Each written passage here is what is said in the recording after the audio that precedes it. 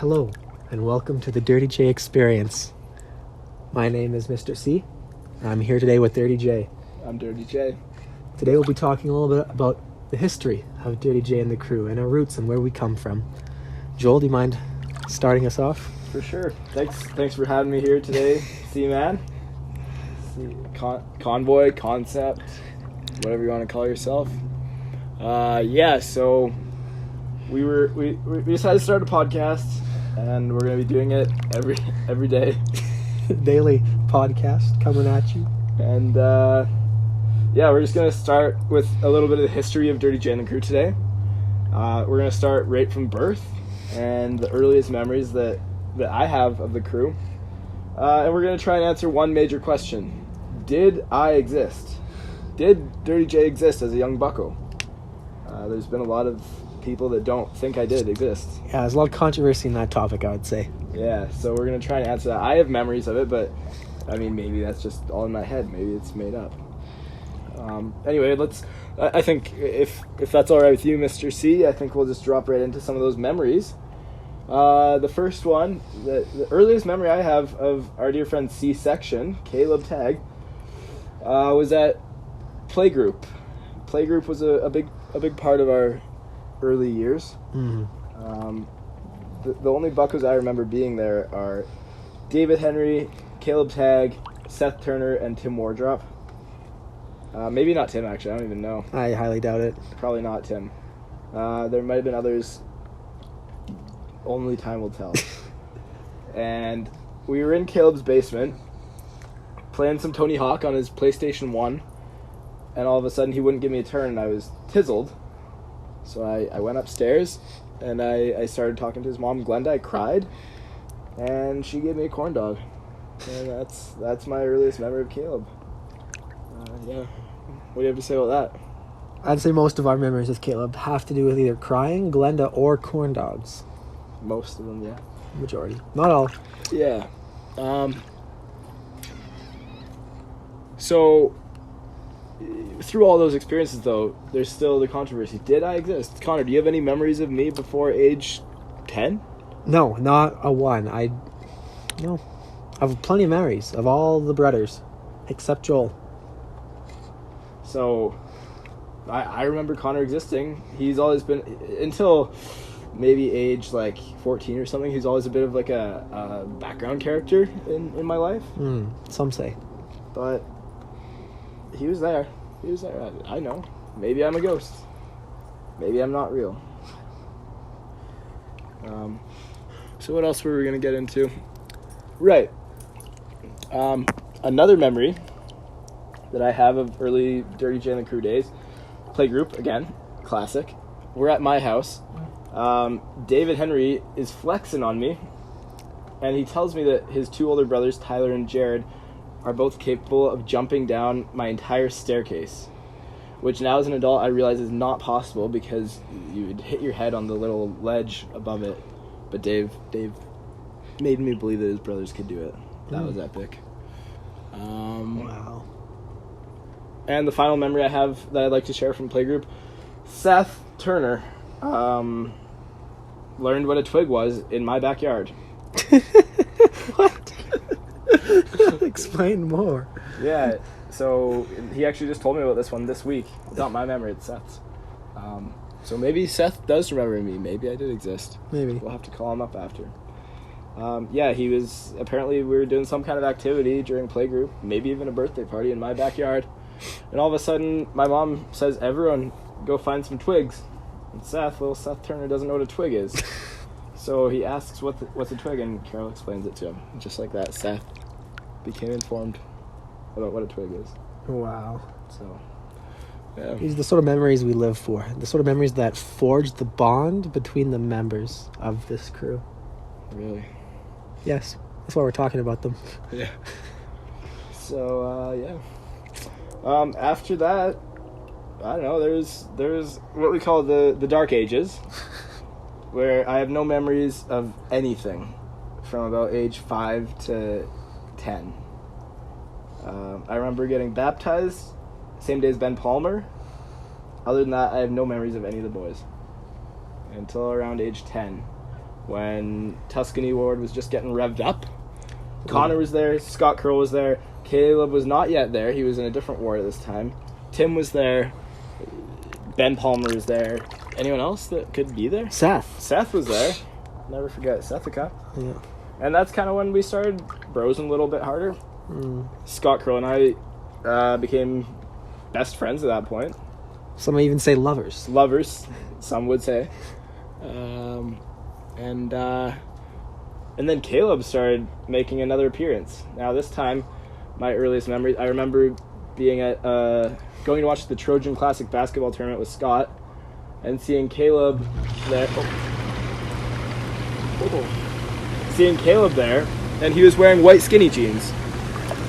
It's probably gonna really make the audio bad. We can turn them off.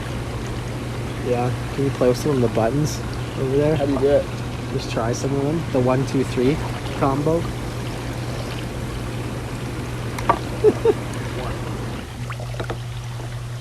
That'll do it. I think it just needs to like cycle a little bit. And then she's chilling. I'll try that one again. So, yeah, we're at the Trojan Classic, me, Scott Curl, and he at this point he was already friends with Caleb, and we roll up and I see Caleb wearing some very brightly neon colored Osiris shoes and white skinny jeans, and he had emo hair. And not gonna lie, I thought it was kind of sick. He got chirped a lot, but deep down I thought it was sick. Maybe it was, maybe it wasn't, but that's Caleb for you. A few weeks later, maybe months, I don't know, he posted a Facebook status asking if anyone wanted to go longboarding. And you know me, you know young Jay, he loved a good longboard. So of course I accepted. We weren't really friends though, but I just said I would go longboarding with him on his Facebook status. And so it began. Another dear friend, Cable and Jay. I didn't really like him at first, and still don't sometimes, but he's also one of my dearest friends and lovers. So, yeah. Incredible. Yeah. Connor, still a bit of a shadow lurker. What were you up to in those days, Connor? 12 to 14, not much memory. Like, Joel has his dark ages 5 to 10. Mine might be 10 to 16. Not really sure what I did. Oh. Played a lot of hockey. Didn't hang out with the boys that much because they were all very into skiing, and I was not. Are you sour? No, I do not regret my life. Nice. It was good years. They were still good years. For sure. Yeah. When did you start getting into the boys more? The boys. I remember, I dabbled with the boys a little here and there, but when I really just shoved myself in there was around grade 11 or so, or maybe end of grade 10, once I could start to drive. Remember the brothers? All got together one day to go to Devil's Head and climb that mountain because we all thought it was so sick. And it was, but we couldn't climb it because it's really hard. But that set, for at least me and Scott, a goal in our life, something to do. We wanted to climb that mountain so bad and went back multiple times to not achieve it. We did eventually later separately because it's just how Scott is. But I remember those camps, what forged what is the cinder block relationship of me and the crew. Wow. That's epic. Do you want to talk briefly about parking lot pancakes in high school? Yes. Scrambled pancakes? Scramble pancakes. I think it was on a camp that Joel invented scrambled pancakes, am I right? Or was it somewhere else? I think it was in the parking lot at Bonus High School. In the parking lot of Bonus High School. The first time I remember doing it, I remember Scott one day, I think he texted me saying, wanna have pancakes? Or something of that nature. So we biked to seminary. Wasn't that much fun. Then went straight from seminary to school, biked to school. We're there like an hour early. And we're all bundled up because it's cold outside. And then in the corner of the parking lot, got our little camp stove ready and started making pancakes. Right there on the ground. Yeah. Yeah. We got a little ledge, and I think that's all we had was pancakes. But then from then on, we started having pancakes at lunch in the courtyard. Yeah. Incredible. We would have all the necessities there. I remember at one point, I think, sharing one with the assistant principal, Bondi. I think that was the time me and Scott were in the parking lot. I can't remember. But it really escalated from there. Things started going towards even barbecues, right, Joel? Yeah, I remember full-on tailgate going down at one point. Miss Janet McDonald was hyped on us. She couldn't believe her luck. Had such wonderful boys. And I may have been jeefing a little too hard at that point. I think I missed some of those. But What flavor jeef did you have at the moment? Latina. Oh, wow. Yeah. Latin lover. And that's what we were dealing with. So now let's talk a little bit about formalizing the crew. I'm just gonna take this one away if that's okay. I approve. So EFY, especially for youth, like a youth camp for the members of the Lord's Church. Me, Scott, I believe Caleb and Seth were all in a group. We just happened to all get together in a group one year, and we were hyped. And we were absolutely on a rampage that year. We could not be stopped. Anything goes. So, needless to say, we were late quite often. And our camp counselor, Steele, unusual name, but that was it. He started asking where's Dirty J and his boys. And that's how the name Dirty J came to be. And then we were like, no way, really the true? Boys, really true? That's really. And then from the boys, we were like, well, there's girls too sometimes. Maybe let's call it the crew. So Dirty J and the crew was born. We started busting out YouTube videos. We started busting out right after Stampede one night. We invented angel doving, which for any viewers who don't know, angel doving is a sport where you hang on a rope under a bridge. Not suicide. The cops thought it was at one point, but no, it is. You just swing around. You can get a harness if you want. Anything goes. You can try any tricks, and you just swing around under a bridge on a rope that is attached to the bridge above you. That was the first Dirty J and the Crew video. Correct me if I'm wrong. I believe so. I believe you're correct. Yes. Some other early highlights from the Dirty J and the Crew videos include tricks, which is just it's what it sounds like. Tricks in the school, in the yard, anywhere. We're just doing I believe that's our most viewed video ever. Ever. All time. How many views is it? At least 800, maybe. Maybe even 800,000. Maybe.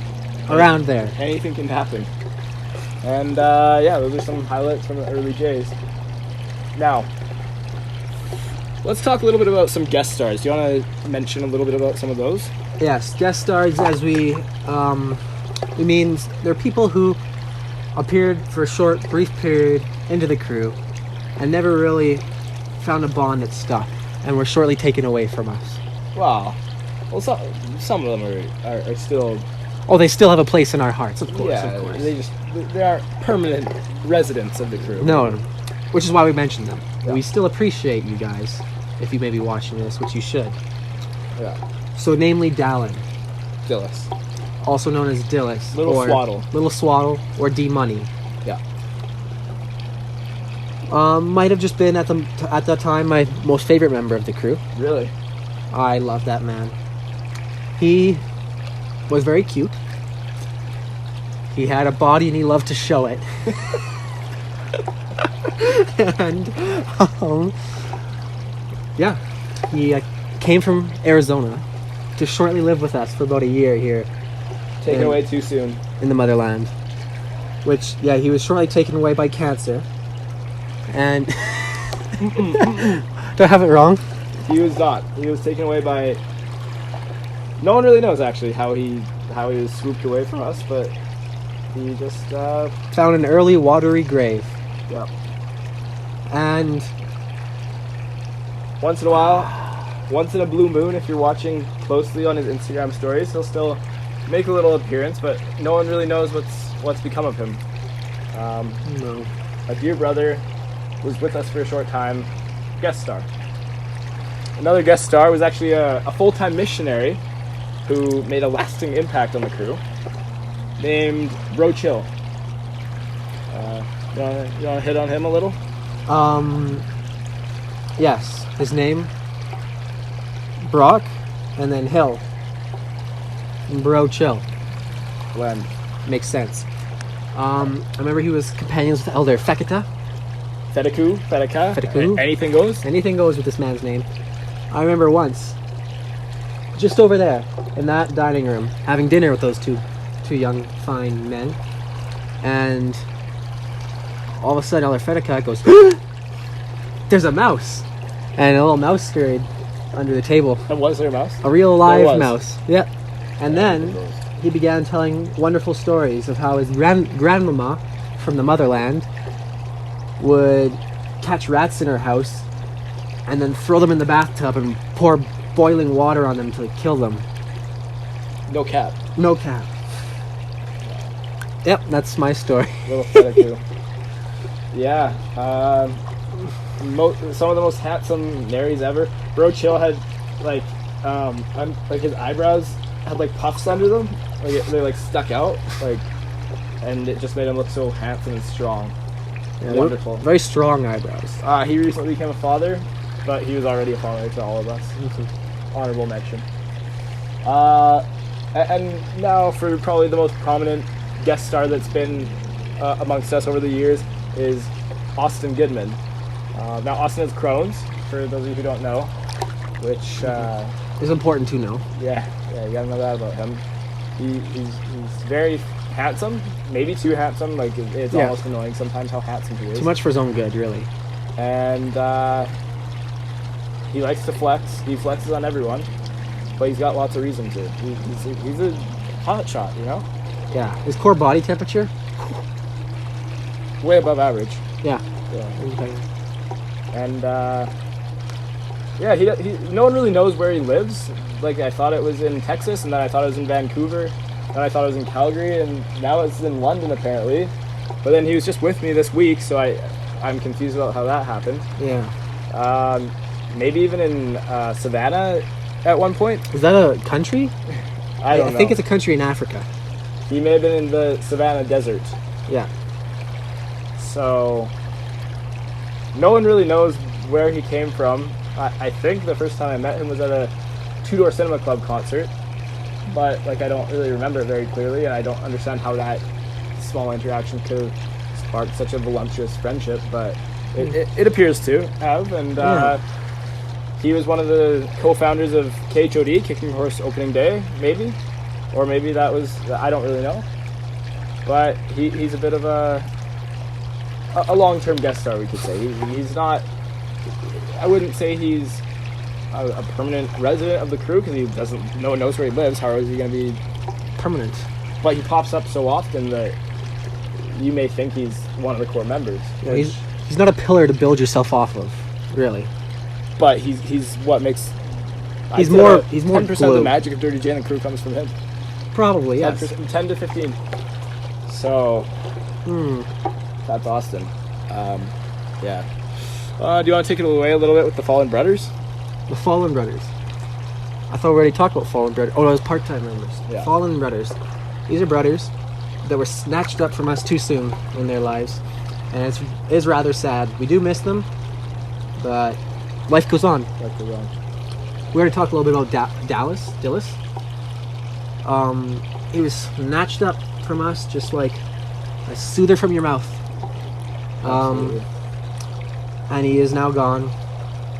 No one knows where. No one knows.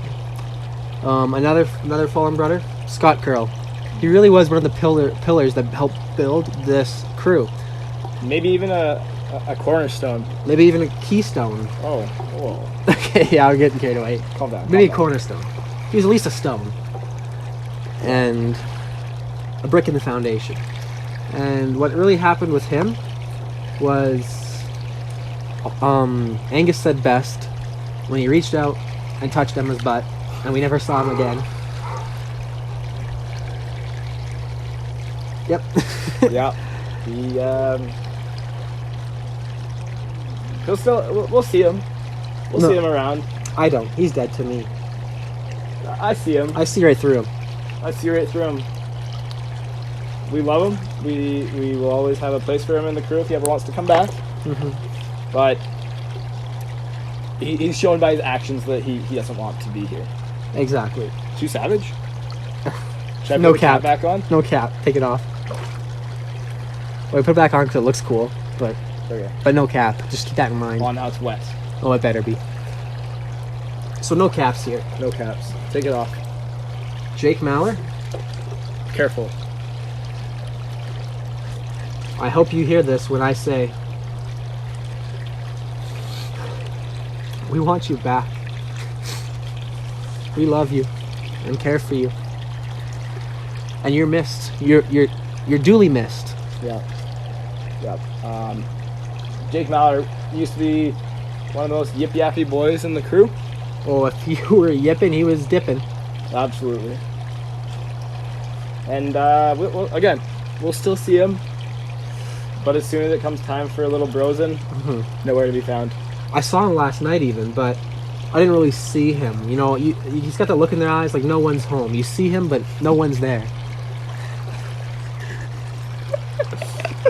No one?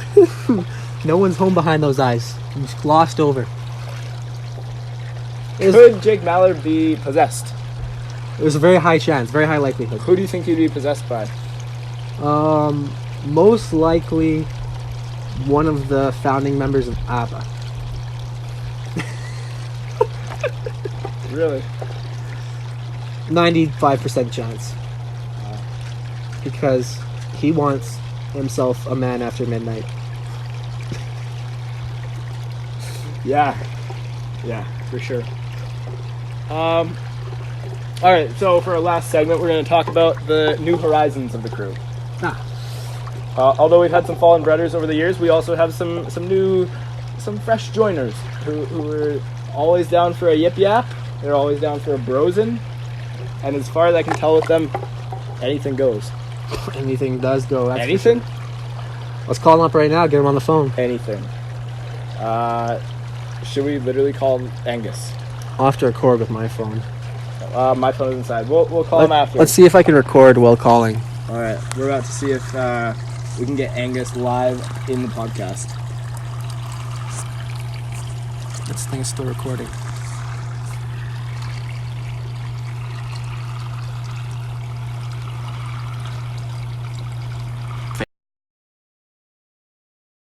Yeah.